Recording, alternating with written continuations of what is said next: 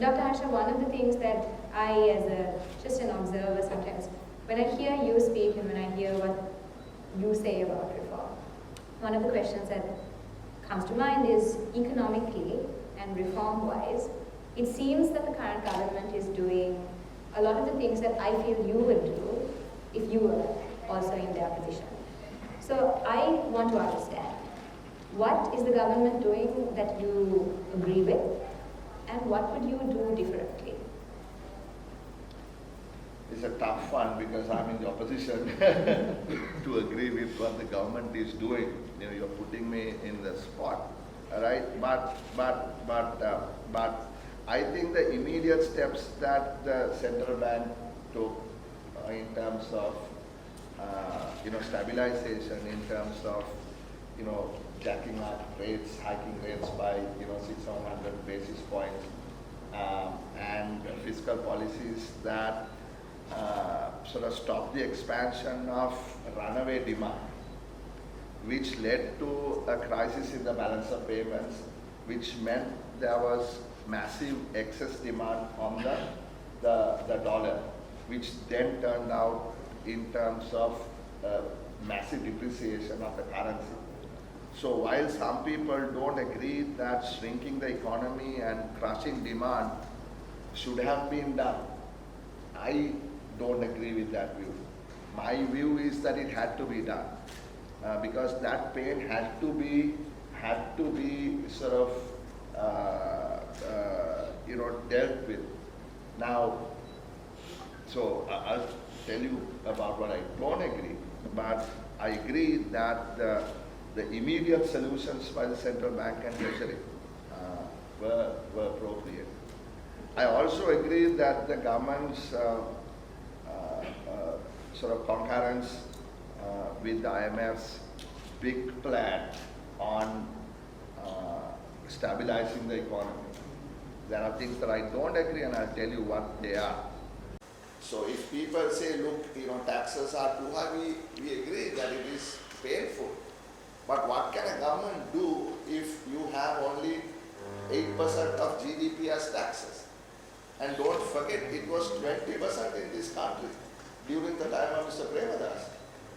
It was something like 17% when Madam Kumartunga was president.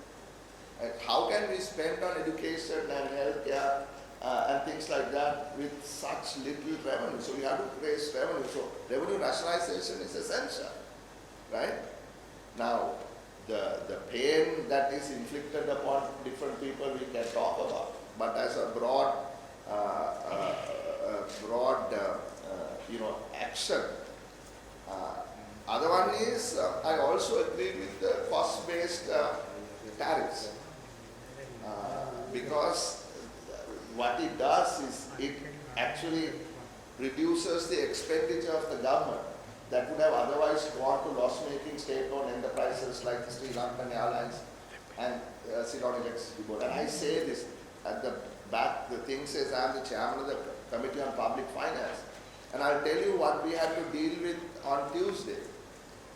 Sri Lankan Airlines wanted 110 billion rupees in additional money from you taxpayers so that they can pay back the Ceylon Petroleum Corporation for fuel they used, which they don't expect to have money to settle.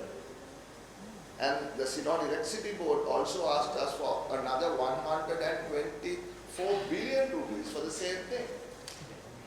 So 235 billion rupees, right, of taxpayer money.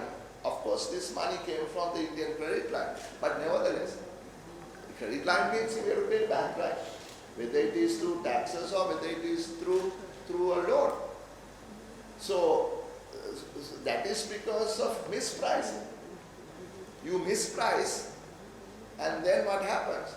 You make losses. So whether you fly Sri Lankan or not, you still have to bear the burden of that additional tax. Right? So those things I agree, sir. But what I sort of disagree is the total lack of empathy. Absolutely no empathy. Yes, reforms have to be done, but you must understand that there is the other side of the equation. Like, there are people, human beings, who are unable to make ends meet. I mean, somebody was telling me last night that she knew this person who told her little child not to wear the shoes from home to school where the two of them walked because they couldn't afford the van anymore, wear slippers and go to school and wear the shoes then because she can save money in buying a new pair of shoes. And this is in Mount Levin. Right? So empathy, there is no lack of empathy. And another thing is, in the debt restructure, I completely disagree that the entire burden should have fallen on the Provident Fund. I think other people should have also been asked to take a share of the burden. Right? To what extent, who, that's another matter. We were told, look, the banks are in trouble, banks will fail if any of that burden would have been placed on the banks. But then the question is, where is the asset quality review? Without asset quality review of these banks, how do we know that they are telling us the truth? Right? So my view is that, and another thing that I disagree is that the IMF program, in my view, is not appropriate because even though it's the external fund facility program, it looks like a standby agreement. Because it's a long-term program, it ought to have had quite a bit of structural adjustments in there to create growth. Right? So I don't see that. And I think the government should have been more sort of tuned to agreeing on a program that could deliver results at the end of this program. Because otherwise what might happen, the program might end and people will say, I say, where are the benefits? 17 times you went to the IMF, what happened? So those are some of the things. There are many, but perhaps maybe I can answer during the Q&A. Yes. Definitely, I thank you, Dr. Harsha, for kind of your honesty in answering what I do agree is maybe an unfair question. We had a lot of questions coming in from audience members. Maybe they're joining in online, maybe you're here today. So I'm going to hand over now to all of you. I hope you have your questions ready. I'm going to lay down 2 guidelines for asking those questions. One is that they should be short, and the other is that they should end with question mark. So if you have something to say to Dr. Harsha, I request that you keep that for afterwards, and you can have all the time that you need. If you put your hand up, someone will bring you a mic. Sanjay's got a question. Kamita, can you get a mic to the...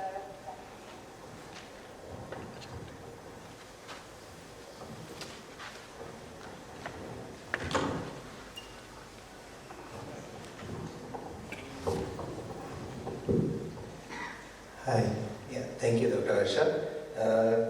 I think amongst the myriad of recommendations, because I have not heard this quite often, but what would be your recommendations to the issue pertaining to labour outward migration? What would you do differently? What would you do to solve this issue? It is ironic that you ask this question from me. I mean, I'm not picking on you, but I'm just going to compliment you. I mean, you have a master's degree from Oxford. You work at the Chamber of Commerce as the chief economist of the chamber. And when you asked me to come and join the public finance office, I told you, think about it several times. Why do you want to leave the UK and come here? So why did you come? How come you're not part of that group that is complaining and wanting to go? Why did you come? Sanjay, if you're comfortable. I said I'm not picking on you, but this is supposed to be discussed. Like that. So one word is hope. Hope. Hope. You have hope. That's why you are here. I mean, so that's what I was saying at the beginning also. I mean, how do you create hope and what does hope mean? What does it mean for a young person like you? Right? I think it's a good job. It's a nice, fulfilling job. The ability to build a home for the, if you are married, right? A decent lifestyle. Now, can we create that? I mean, we can hope for many things. But if we are realistic, right? I mean, our parents are here, our siblings are here, friends are here. So, you have your pull factors and your push factors that ultimately determine whether one is greater than the other, right? So in that sense, I think, if we can create, that hope, if we can get young people to think that there is some light at the end of the tunnel, right?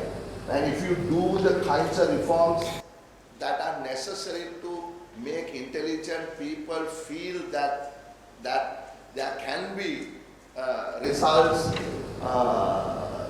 from the pain that we are going through, I think then that hope can get created. And also, I think it also depends on leadership. Do you have committed leaders who are willing to take the hard decisions?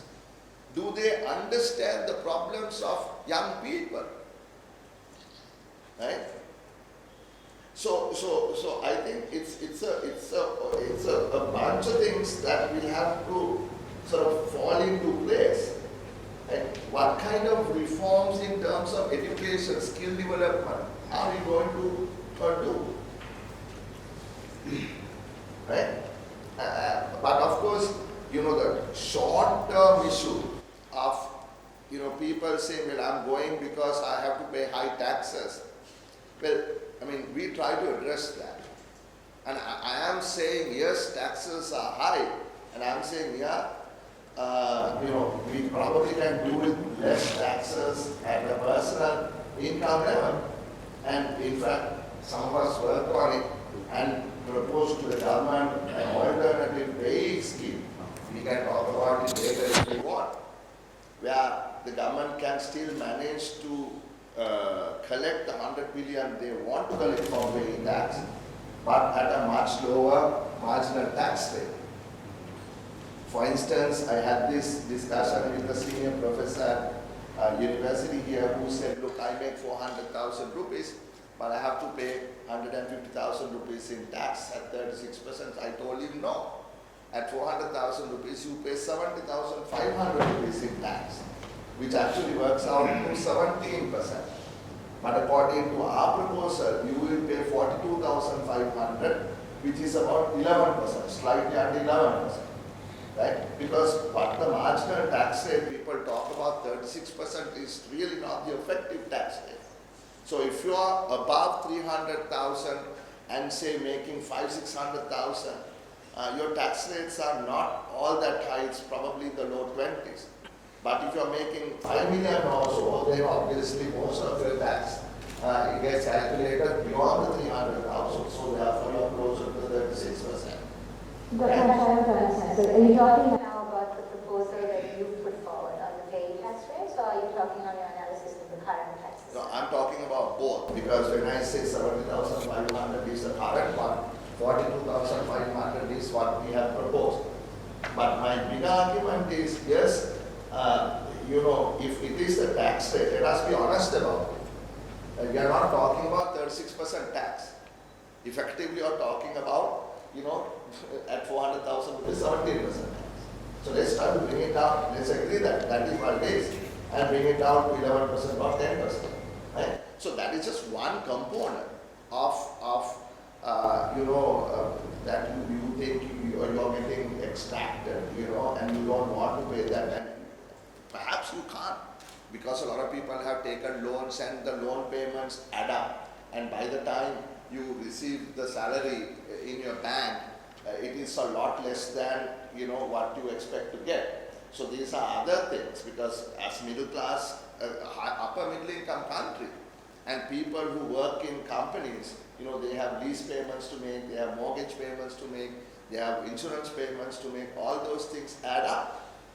And sometimes if you have parents who are old, they don't have any insurance, and you probably have to spend a lot out of pocket to take them to hospital and things like that, child care, all of that takes money, right? So what I'm saying is, on that front, we have tried to, give some solutions, right? But it is a more holistic thing, right?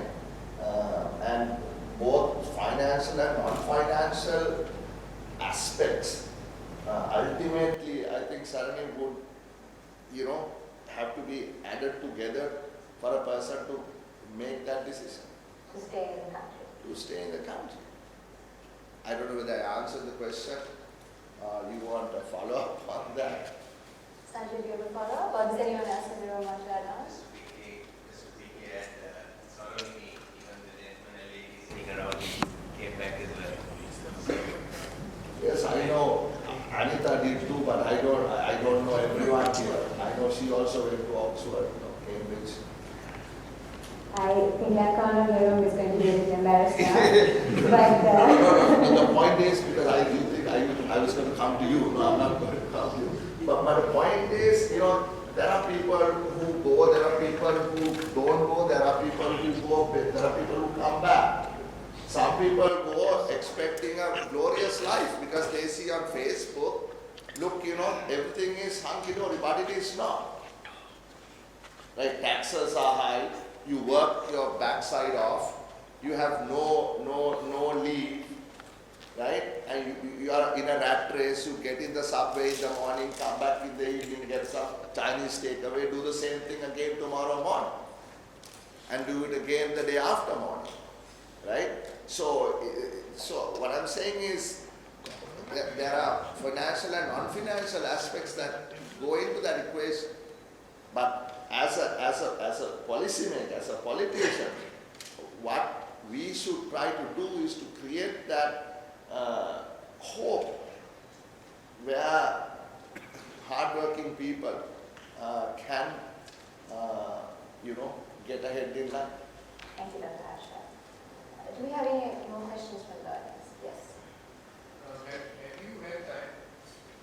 Carry on. I think we can hear you. Yeah, but I think they need it for the thing. No? Sorry, yes. I think for the live stream, it will be helpful if we have that. Would you be, could you ask everybody to introduce yourselves before they ask? Yes, if you don't mind, Dr. Harsha, and you, Sanjay, but if you can introduce yourself just when you ask the question, that would be great. My name is Navin Das. Have you had an opportunity to study India's whole demonetization effort? I mean, there were pros, there were cons. And if you had that opportunity, do you feel, obviously very dramatic, drastic thing to do, would something like that, would you advocate potentially considering something like that for freedom? Well, that's a good question, because there were positives and negatives with demonetization in India. The objective was for the cash people held unaccounted for to be sort of destroyed. They had to take it to the bank, or they had to buy something, or it had to leave the safes in their homes or under the mattress, and lots of people had lots of money. An Indian woman was telling me that the husbands actually found out how much money the wives had saved only when demonetization happened, because they always had hid some money in the almana that had to come out. But seriously, I think the negatives were, because it was so sudden and India was a really cash-based society, lots of problems of transactions happened, right? People, because the thing crashed and you had to stay in line and even to, sort of deal with your own money, it became a problem because of the regulation. And I don't think the ultimate objective was fully served. I don't think so. However, what it did was something I don't think was really expected, and that is sort of moving into digital, sort of e-wallets, pay by phone, using the Aadhaar and then having sort of cashless transactions. So the movement of transaction from cash-based to electronic transactions really, in my view, got a boost because of what happened.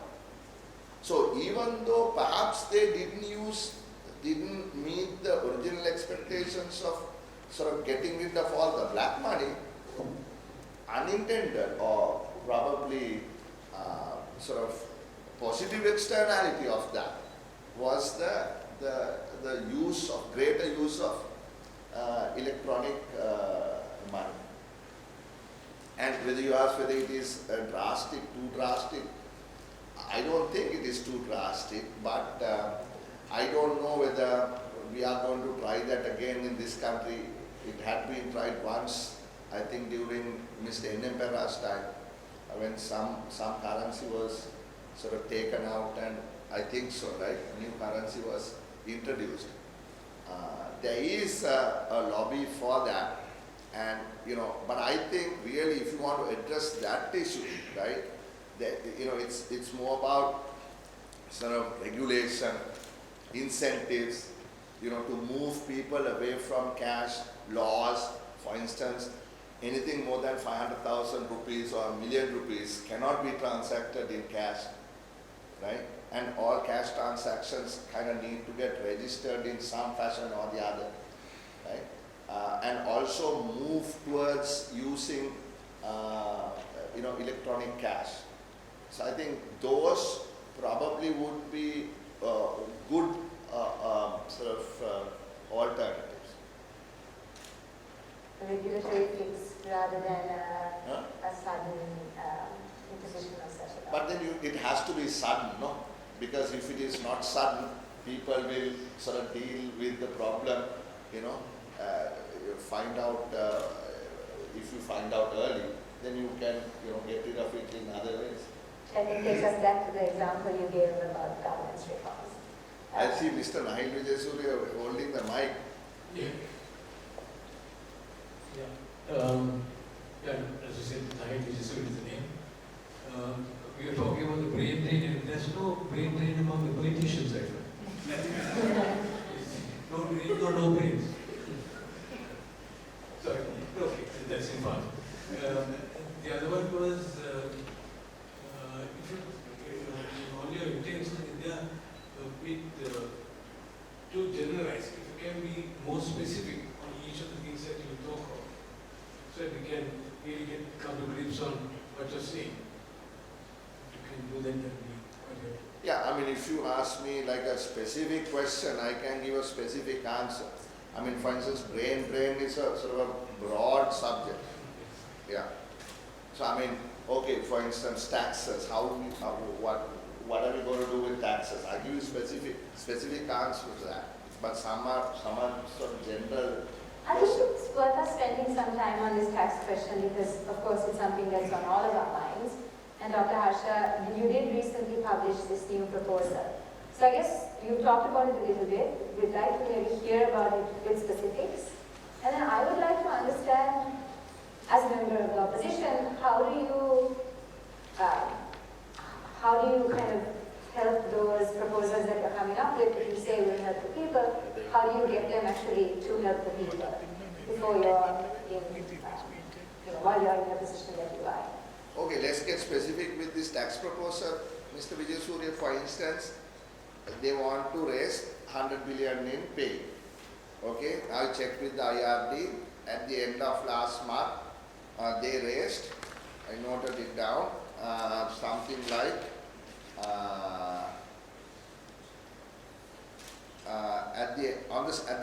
this is as of 17th of October, they raised 120 billion.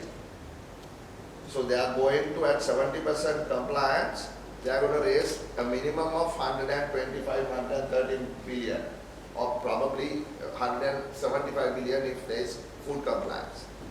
Now, so that means original was an underestimation, right? They didn't think they will make so much, but they are actually going to collect a lot more. And based on that, they put this 36% marginal tax rate, etc. So what we have suggested is that the tax rates, instead of 41,667, that is the what you call the slab for the increase in the marginal tax rate. If you go with 50% increase, right, it's easier to calculate also. 100 to 150,000, 6%. 150,000 to 200,000, 10%. Then the next 50,000, 14. Next 50,000, 16. Next 50,000, 18. Next 50,000, 20. The next 50,000, 22, and the last 50,000 and beyond, 24%. Right? If you do that, you can collect 83 billion out of the 100 billion, and you have a surcharge that is 10%. If you make more than 750,000 rupees a month to $1 million, 10% surcharge. 1 million to 1.25 million, 15% surcharge, and 1.25 million and about 20% surcharge. So that means if you're paying taxes 100,000, the 10% surcharge is not another 10% on 10% tax, 10% on the 100,000. So if you do that, you can easily come up with the 100 billion in tax, right? So what it means to the individual, we have calculated the actual number for each 50,000 salary per month, and we have tweeted it. Anybody can sort of download it and see it. So that is a specific example. So we have written to the Ministry of Finance. We have sent it. The GMO called and asked for it. We have sent it. Various other professional unions have wanted to discuss this with us. We have given it to them. So this is a discussion. I think you guys, whether it is at your workplace or at your, with friends and others, or even social media, perhaps can start talking about it. Thank you. Do we have any other questions on the taxation policies that our council has been putting forward, or his criticisms of the other reforms that have been going on in this space? Or any other questions? Yes. And we can pass the mic down to Silva. Dr. Harsha,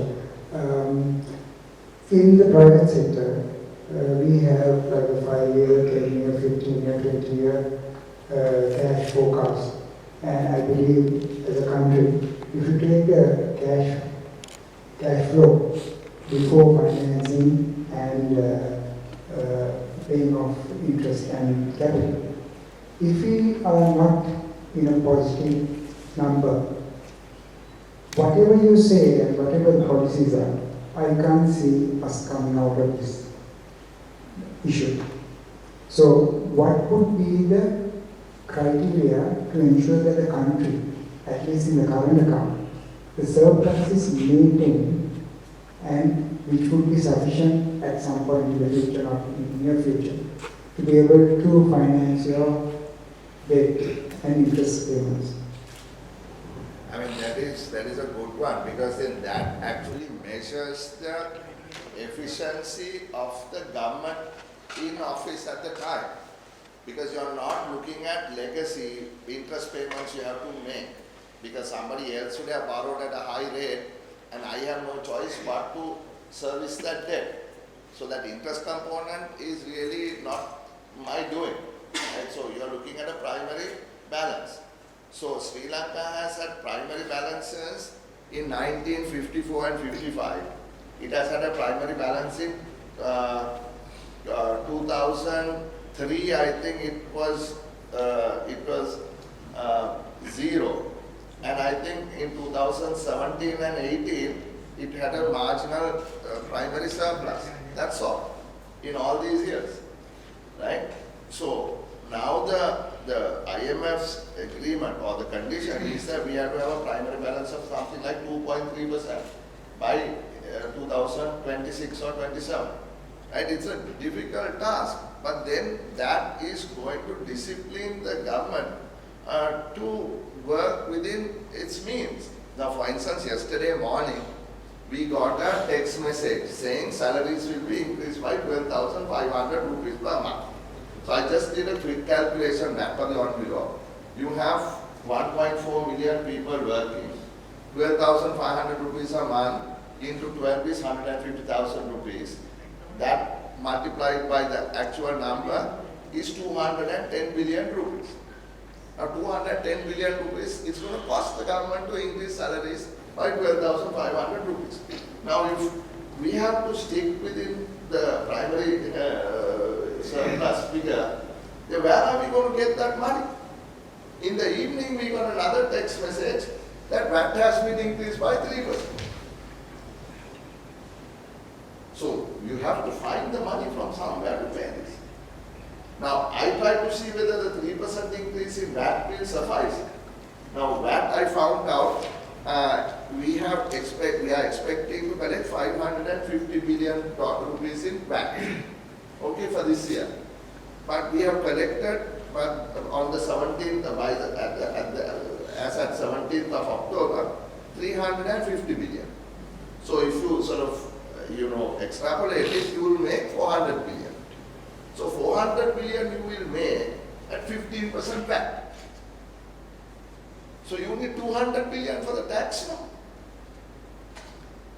So you think with 15% is 400 billion, 3% can't bring you 200 billion.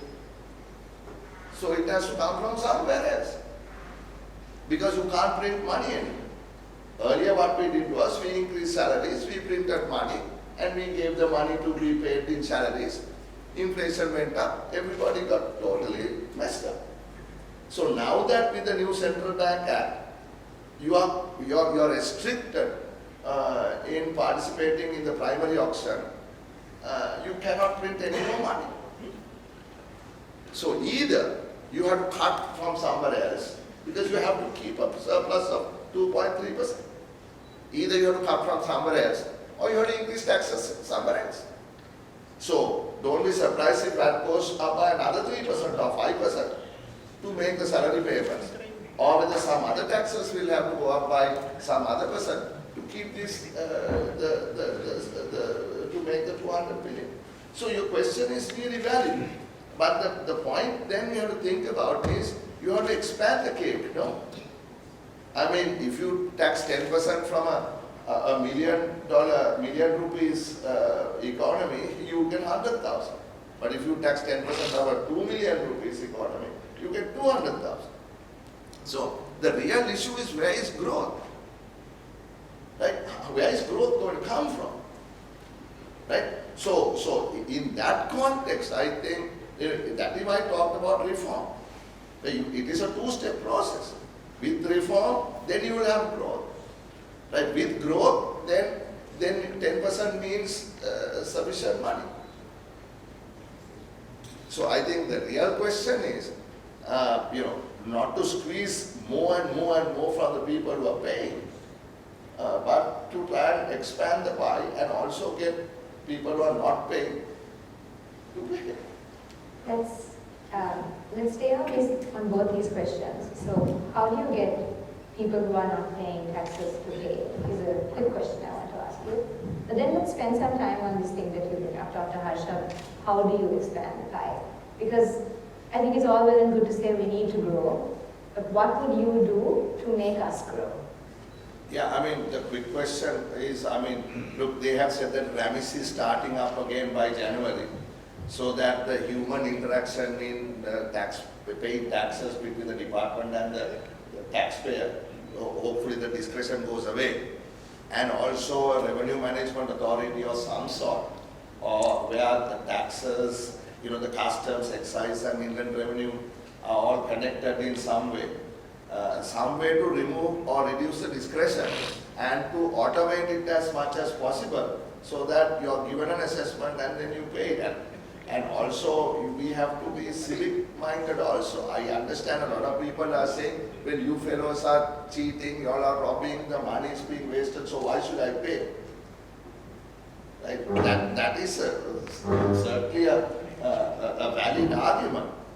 Right? But if everybody makes that argument, then there is no money to be, into the treasury. So therefore, like Mr. Vijay Surya says, politicians must be able to, they must be accountable. Like at least you can vote the politician out. But sometimes officials are far more corrupt and they don't ever go away. They stay for 30, 40 years, right, doing the same thing.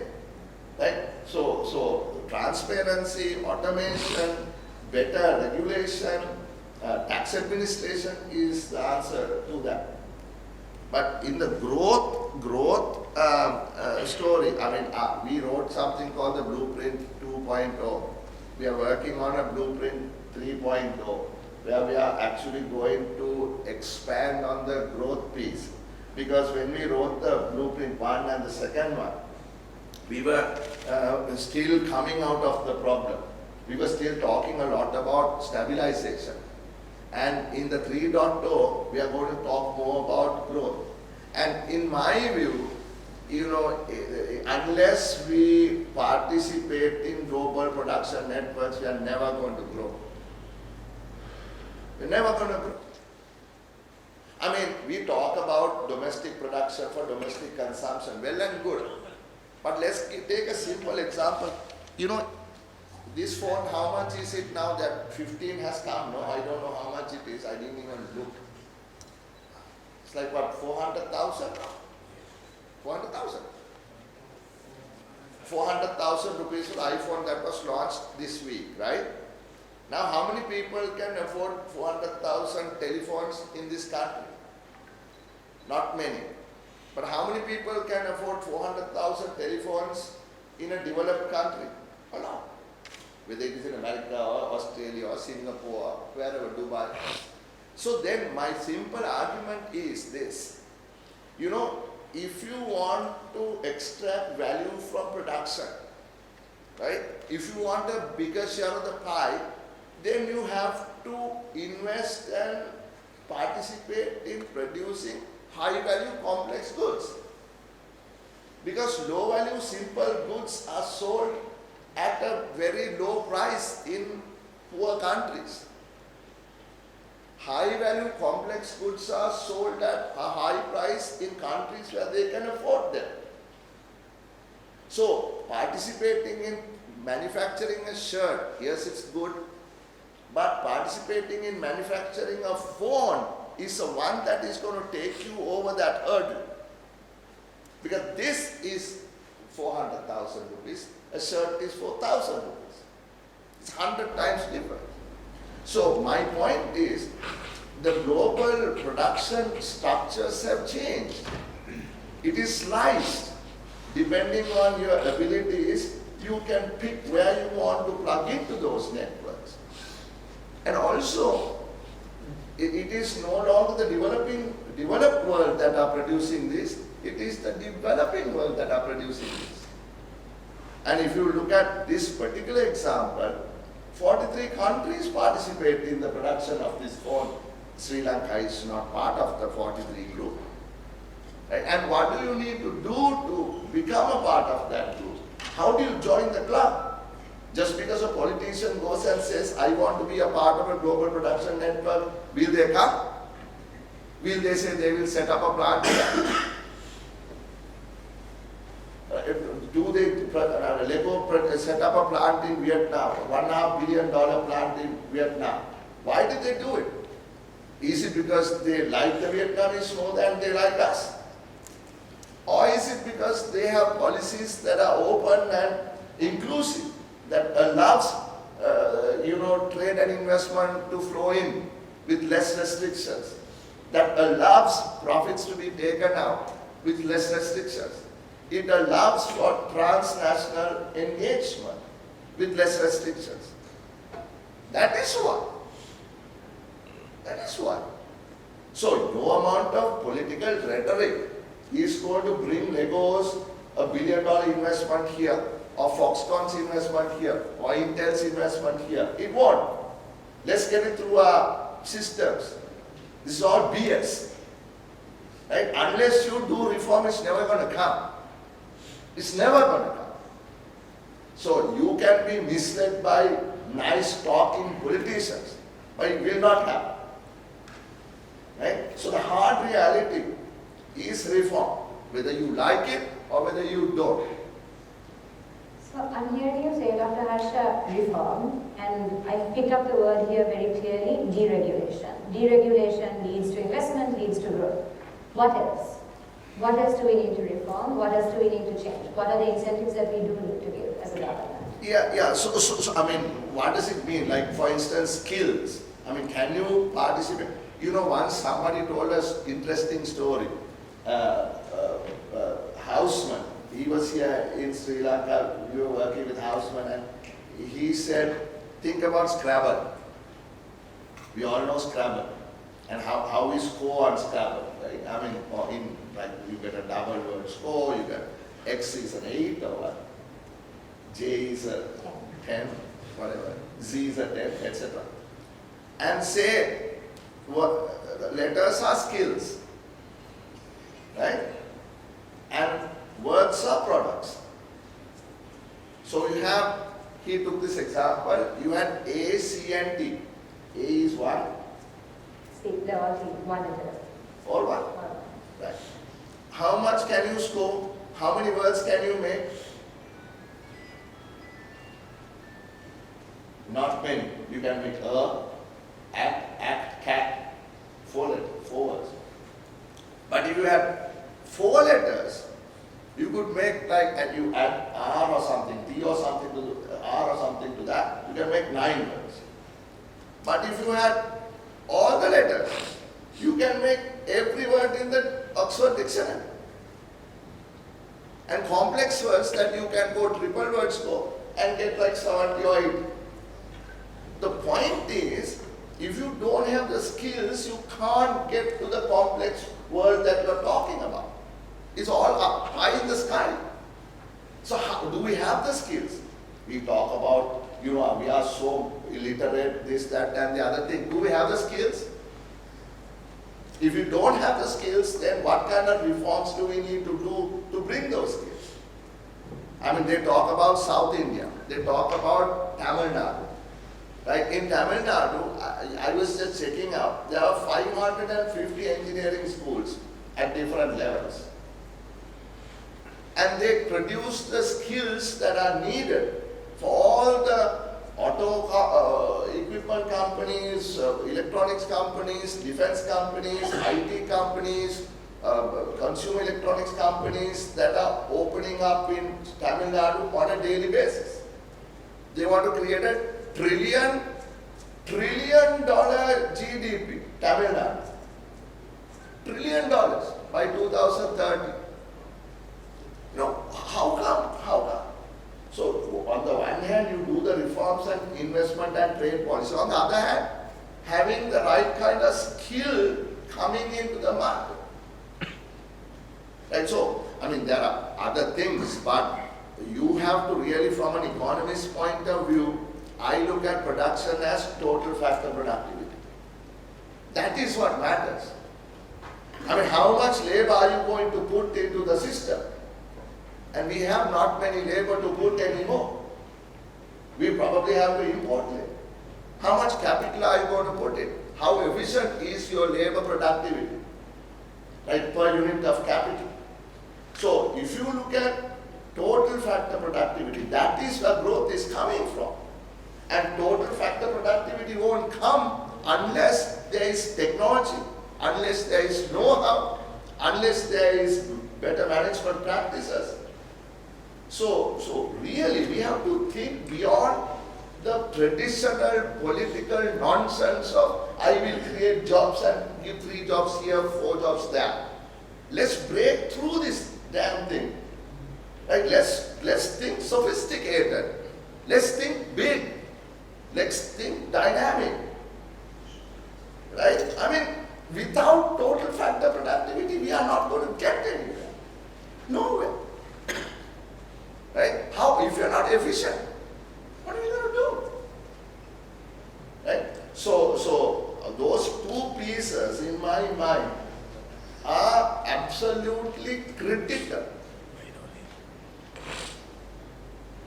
Deregulation and skills. Yeah, I mean, when I say deregulation, Sarani, I Trade and mean, investment. yeah, more in trade and investment policy reform. Thank you. I think we had a question at the back earlier, so. My,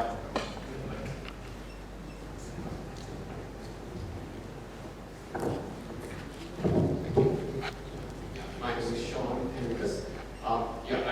I think we all agree that reform is the need power, but we exist in a country where everybody from the Bakery Owners Association to the Hoteliers Association, everybody has groups, lobby groups, right? And from what I have seen, everybody in those individual groups are fighting for protectionism, and they are all individual well-being, and very, very strongly anti-reform. So how do we break through that and get through these protectionist barriers that everybody wants to maintain and stay, big fish in a small pond?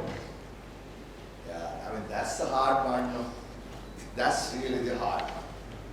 You know, protectionism, everyone wants to be protected. I mean, I recall when we tried to do the Singapore FTA, the same people who are sitting in government now opposed it in totality. I mean, I met with the architects, doctors, engineers. I'm not talking of just, people who are protesting on the street. I'm talking professional organization. Look, we will lose our job if they come, and they will come by the shipload and take our jobs. No, it won't. I mean, look, I was telling somebody the other day, we are open for immigration. Everyone wants to go, and we can say, please go. Right? We don't have, like in some countries, you get an education paid for by the state. You're supposed to at least work in that country for 3 years or 5 years. There are countries like that, a lot of people know. But we have nothing like that. And in fact, I was at the inauguration of the College of Pediatricians, and a keynote was given by Vajra Disana, the president of the Sri Lanka Medical Council, and he said that apparently somebody asked the Prime Minister of New Zealand why he was not putting more money into medical education. And he said, why should I do that? Because the Sri Lankans are doing that for us. Right? But we are totally opposed to immigration. So we say, please go, take all the money and go, but don't even think of coming here.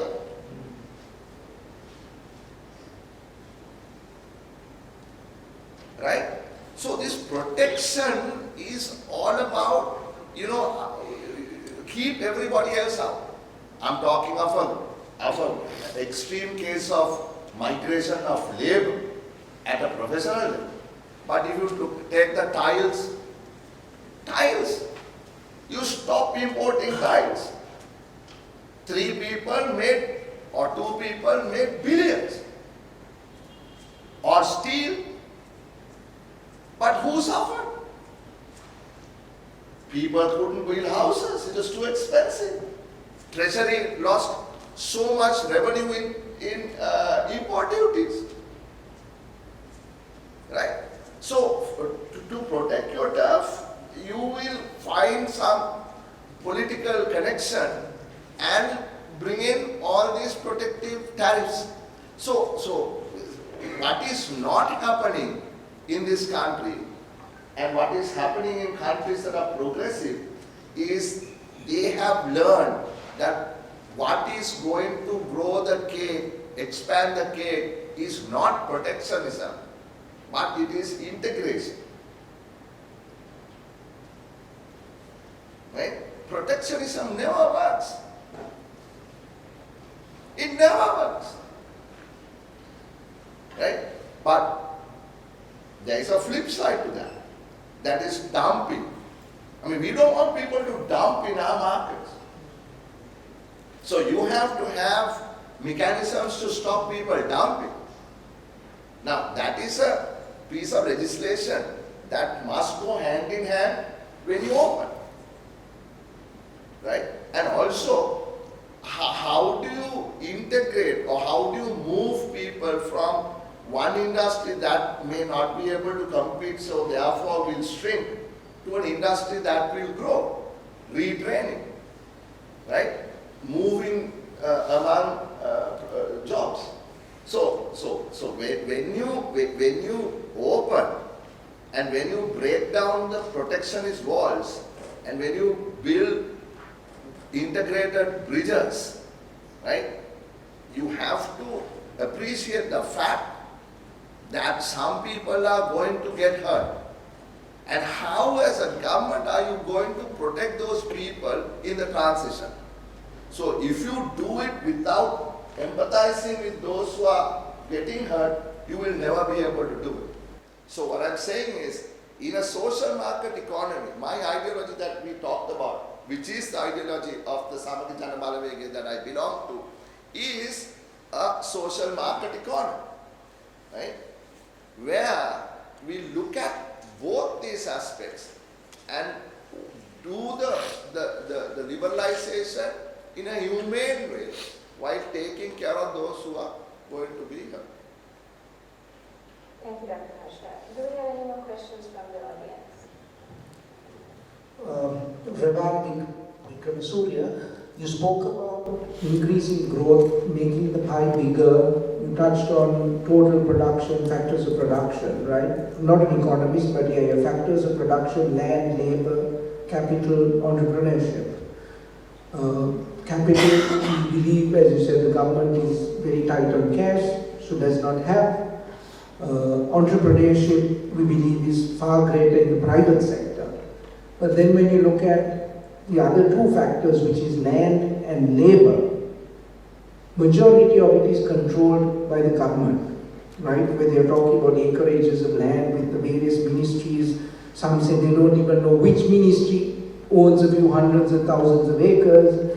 Labor in the private sector has gone overseas in droves, but the public sector is still robust. What are your party's views in actually trying to stimulate growth, make the pie bigger, by addressing the two factors of production, which is land and labor, that the government so strongly controls, and to a great extent, or to a certain extent, I would say, restricts the private sector from actually contributing to the growth that you so deserve or look for?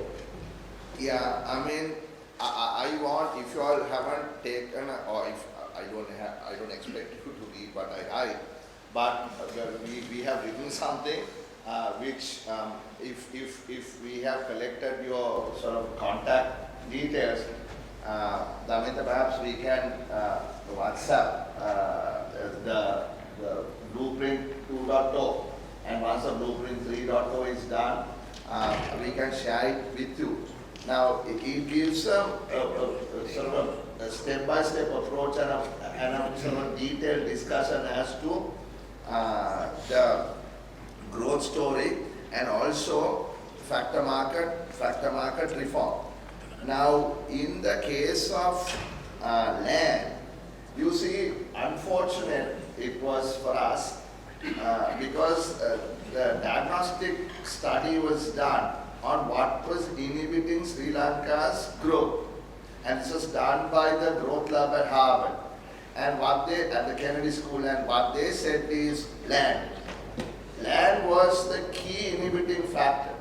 You want to invest, you want to build a project, a factory, you can't get land. You have to go to 13 different people and you have to pay 18 different bribes. You have to go to the Palat Sabha, Pradesh Sabha, other Sabha, minister, their son, his daughter, everybody. So, and these files go missing. So, one thing you needed to do is to create a cadastral registry for this country. You know, I read long time back an article written by, I forget his name, it was in the Royal Asiatic Society. He was the Surveyor General. Now the Surveyor General said, it's like sometime, like in 1912 or something, they started this, the British started this. And they picked two areas. I think Kirlapana was one area and there was another area where they started creating a cadastral register, but it never worked. Now what we have to do is to do that to start off with. For instance, now I know you're the main man at the port city. Now there you have electronically listed out your title deed and your survey plan. Now what happens in this country is that is not the case except for these two municipalities. So the survey plan sits in one place, the title deed sits in another place. And if you go to the police station, you will realize that most of the issues, people hitting each other, cutting off their, ear and all, is because of land disputes. Fathers killing sons, sons killing fathers, etc. Right? Land disputes. And if you go to court, you will see most of the cases, many cases are based on land disputes. So how do you resolve that? It is not that difficult. Digitalize the survey plan and the title deed. And that is a cadastral register. And what the Millennium Corporation was going to do was to help the government of Sri Lanka to build a cadastral register, which was protested by, guess who? Mostly by lawyers. By lawyers. The lawyers make a living of these cases. And of course there were the others who totally misinterpreted or sort of misled the people of this country that MCC was a wall between Colombo, going from Colombo to Trincomalee and all that. So the first thing is that, right? If you do that, then you create an actual transparent marketplace for land. Now, whether we have to get rid of the Paddy Lands Act, whether we are going to pontificate to a farmer saying the farmer is less intelligent than the politician or the policymaker, and that man knows what the farmer's land ought to be used for, and he knows better than the farmer, let's have that discussion later. To me, every person is smart enough and intelligent enough, and that's what I mean by economic liberalism. The farmer must decide what he wants to do with his land. It is not some dictator sitting in some Seripai or wherever telling the farmer you can only grow this in your land, you cannot grow that in your land. Who are you to tell me that? Right? So in my political ideology, that is not something that I would want to push. Right? That is the economic liberalism part. So if you do that, right, then you clear up the issues with land. I mean, otherwise, this problem will continue to sort of be there for a long time to come, right? So on the land, that is that. And on the labor, we are stuck. We can't fire if we hire, right? So the Termination of Employment of Workmen's Act restricts people from taking risks because business cycles are not always up. Business cycles are up, business cycles are down. That's why it's called a cycle. So if I hire 100 people and start a company, and if I'm getting hammered, my external things that I can't control, demand falls, and I want to lay off 50 people, I can't do it. So why would I hire? So my thinking is a little bit different. I think we have to look at alternatives to the Termination of Employment Workmen's Act. And the way I see it is to bring in sort of transitional unemployment benefits. So that so my thing is this, right? Whose responsibility is it to take care of the worker? In my social market economy model, I am not going to lay the entire burden on the employer. The employer is going to hire 100 employees. But does it mean that it is his job for the entirety of the working life of the 100 employees that he has to protect them? How can that be fair? And how is that going to incentivize people to take risks and become entrepreneurs? So my thinking is that becomes a sort of a political liberalism. That becomes part of the social contract that the state has, so that there is some insurance mechanism. Everyone pays towards that insurance, and during difficult times, that insurance kicks in and takes care of during the transition, the loss of employment. You have to think outside the box. If you don't think outside the box, are we going to continue with this type of labor law? Is this going to benefit companies setting up in Sri Lanka? Or are we going to create special economic zones like we did in Katunayaka or Poggala or Biagama or Port City or something like that?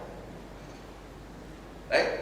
So there must be a consistent and a sustainable system where you de-risk the investor, you de-risk the entrepreneur. So you give the entrepreneur the power to go ahead and, or the confidence to go ahead and make that investment. Because the social market structure comes in, kicks in, when you can't sustain 100 employees. This is a really unfair system. And that is why it is a major inhibition to growth. Thank you. Let's have one more question from the audience.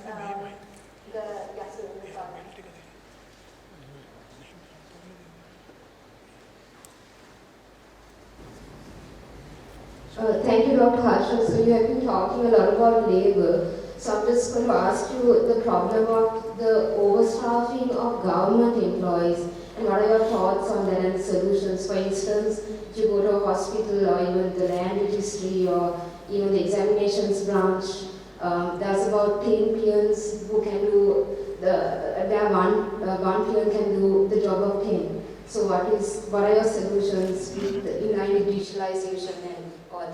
Thank you. First of all, I don't think you need peons to start off with.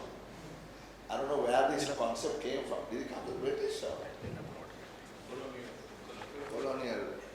Yeah. So when I go down to the Parliament Library and make my own photocopy, they look at me and not do it. So, sir, I get a peon to make your photocopy. Why do I need a peon to make my photocopy? Am I incapable of making my own photocopy? Right, so I think there's a mental block also that we think that there have to be peons to make our tea, right, make our photocopy. We don't need those guys in the first place, that's another matter. But, how do you shrink this? So, golden handshake, privatization, then demobilization of the military. I mean, people don't want to talk about this. The politicians don't want to talk about this. Right? We have the 25th highest military per capita or something in the world. I mean, what is our expenditure on the military and the police in terms of salaries? Something like 50% odd. I saw Asanta had done some analysis in Economy Next, right? It's very high. And if you look at the budget allocation for the military and the police, it's something like 500 billion. 500 billion. That's more than health, more than education. Put together. Huh? Health and education put Put together together. is less than the Put together. and we don't have a war. And we don't have a war. I I recall asking Gotabaya Rajapaksa in a committee when he came as Secretary to the Ministry of Defence. I remember like yesterday, I asked him, Mr. Rajapaksa, what is your demobilization plan that the war is over? He laughed. He said, what demobilization? No demobilization. So, I mean, on the one hand, are these guys getting a decent salary? They are not getting a good pay. Do they get good food at least? They don't get good food. They're getting some cheap stuff. Right? But look at, for instance, the building. All marble. Marble. Right? Do we have to spend on those things? So these are tough questions, and budgets need to be cut in those places. But then, how do you transition them? How do you transition them? Right? I'll give you an example. We run a pre-hospital care service. Right? We need to hire people. To hire EMTs, we have to hire like 500 more EMTs. 700 applications came.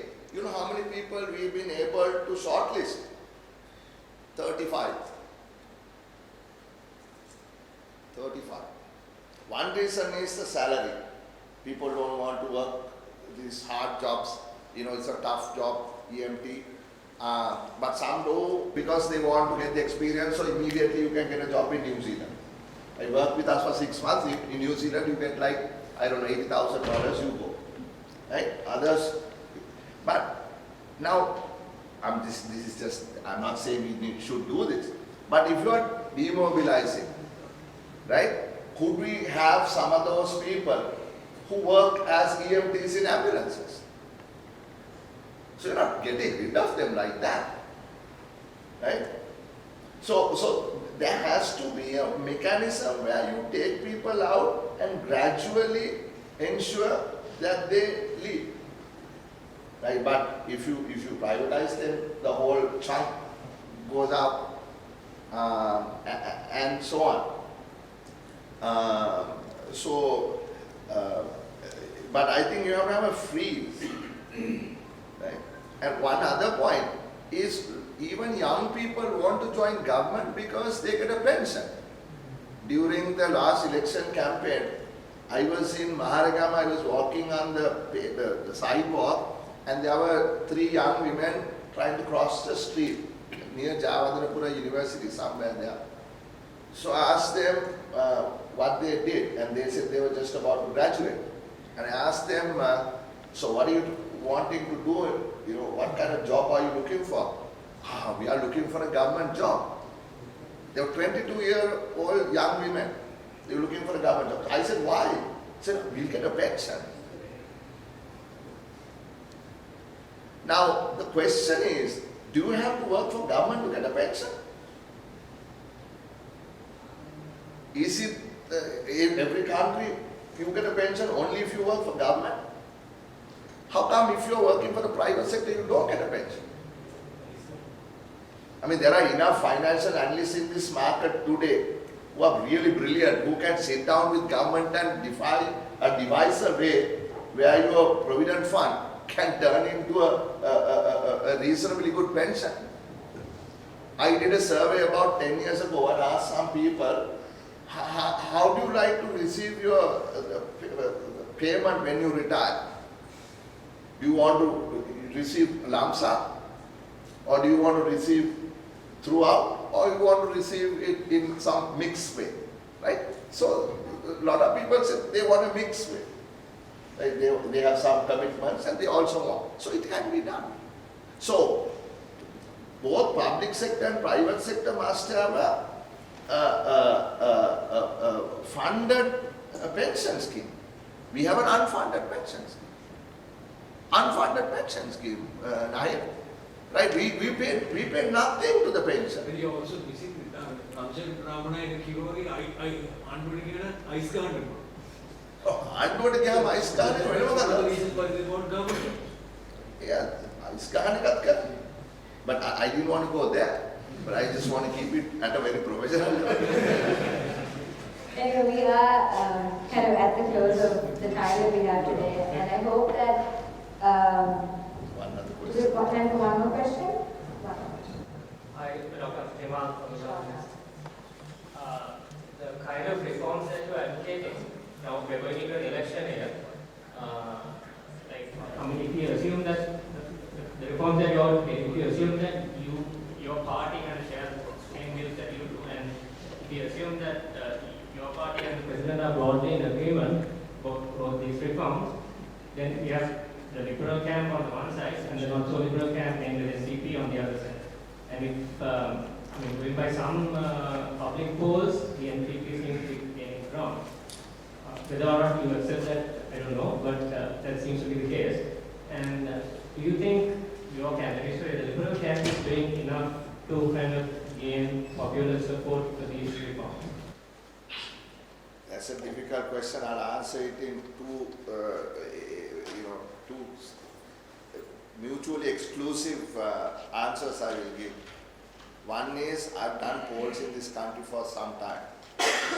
My background, Niels and all that, first poll ever, opinion poll was done in 94 when we had just come back with Mr. Chandrathat. It was published in the Sunday Times. And there was no expertise locally. And there was a gentleman by the name of Mitofsky. He was a serious pollster. So Mitofsky came here and did the first Sri Lankan opinion poll before, I think would have been 94 Chandrika's election. Ever since, polls have been done in this country. But most polls, 95% of the polls have been private, right? There are these odd polls that come just before the election, those are all bogus polls. And that, poll අකුරෙන් ලියන්නේ මේක 170ක් මේ පක්ෂෙ තියෙනවා and all that.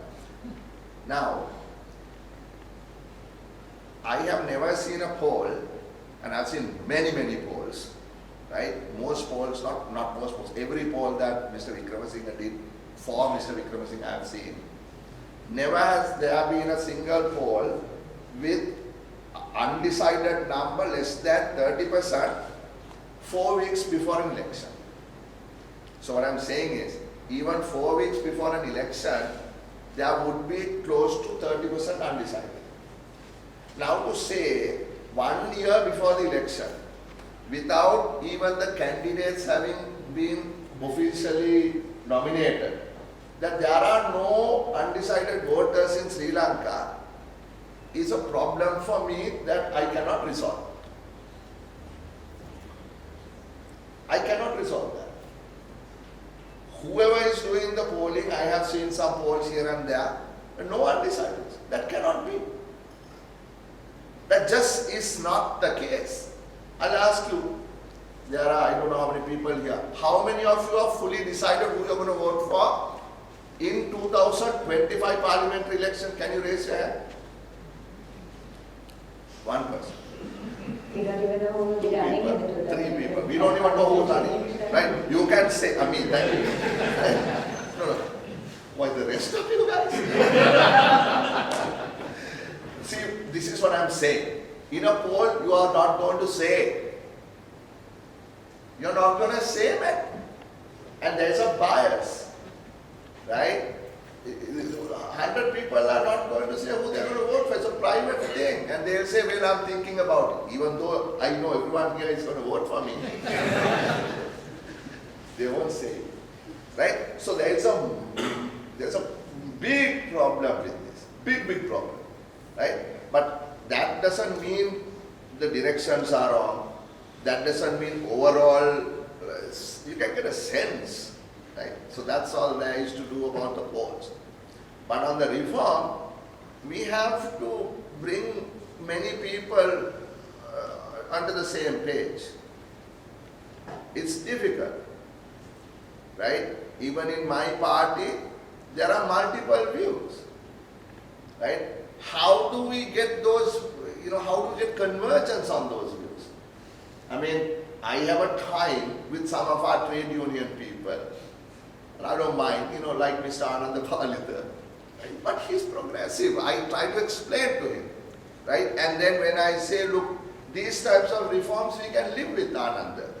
And Ananda says, yes, I think that's all right. right? So sometimes when this is a privatization is a word that is being used, I think in instances where it ought not to be used, right? Restructuring of public enterprises, SOEs, are not only privatization. I mean, I was talking to Suresh Shah and he was saying that we are going to create a holding company that would be like the Singapore's Temasek and Temasek, right? Temasek, no? And so that kind of structure I think is acceptable, right? And if I'm not mistaken, I don't know too much about this Temasek, but I think there are companies that it holds 100% of the stake. Does anyone know? I think the Port of Singapore Authority, Temasek owns how much? Somebody can Google and check, right? But that's not the case with Singapore Airlines. That's not the case with DBS Bank. That's not the case with Keppel, right? But some they do own. So I think if you can articulate it in a way that the holding company, and in particular, there are laws that the profits that are made cannot be distributed. It has to be kept in a reserve account. And it is a special law in Singapore that if you are to use money from the dividends of the privatized enterprises through Temasek, you have to get approval. And like during the COVID crisis, they used some money, etc. And government's efficiency is, so that's a KPI. How much do you make through these enterprises? And then if you can show that the dividends flow to the people, I think you can sort of partly win that argument. But that certainly is going to be the most difficult one for us, and I'm not going to run away from that. I'm not going to run away from that. And my party is not going to run away from that. We may not get a perfect solution, but we are certainly committed to doing the restructuring in such a way that we can show within that social market economy model that everyone benefits. Thank you, Dr. Harsha. I think we are going to close, and I will request that everyone who has questions come and speak to Dr. Harsha afterwards, because otherwise we are going to run over time. I'm going to close with one very, very brief question, and then I'll invite everyone who has anything else to come up and have a chat. Dr. Harsha, so we talked about Brendan, we talked about tax reforms, we talked about the private sector, we talked about deregulation and skills. But I'm going to go back to Sanjay, the answer that he gave you earlier, which was, why did you come back? This question of hope, and particularly in the youth. So if I still think of myself as the youth, I'll tell you what I'm feeling, in that right now, I have this sense, though I love this country, I have this sense of disappointment in what has been given to me as kind of the fruits of the past and what's happening at the moment. And that has, maybe over the last few years, led to a sense of hopelessness. So my hope is being crushed a little bit. How, very briefly, do you think we can resuscitate hope for people like me? I don't know. I'll be bluffing if I try to sort of tell you this. I have this great plan. Suddenly I don't. Right? All I know is what I said. I don't know anything more than this. All I can do is what I said I can do. I can't perform miracles. Suddenly I don't know. I am not that person. I'm just being realistic. And I want to give leadership to our party's economic plan so that we can resuscitate that hopelessness. I don't want people to leave, but I can't hold them from going. All I can do is to say is think about what we can deliver. Come back when you can, right?